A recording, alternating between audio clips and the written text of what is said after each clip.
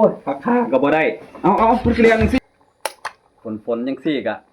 ทอดไข่กินกับตำบักแตงกับบักฮุ่งตำบักฮุ่งนี่ล่ะพี่น้องเอ้ยใส่ทอดไข่ใส่ผักขาทอดไข่ผักขาฝนตกคืนนี้ก็ตกเบิดคืนเลยโอ้ยลินอยู่แสะอยู่เบิดคืนนะเดี๋ยวไว้นี่ก่อนเดี๋ยวไปเก็บพักก่อนเดี๋ยวไก่สิตอดไว้นี่ก่อนปิดไว้นี่หม้อปิดไว้นี่กัน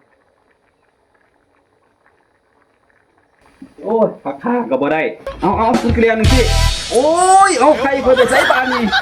โอ้ยเป็นหมาน้อยเนาะบานนี่เนาะเอามันเข้าไปกินไข่เพิ่นเบิดดิโอ้ยบ่ได้กินแล้วเข้าบ่ดีโอ้ยน้องเอ้ยเข้าไปกินไข่ขอจนเบิด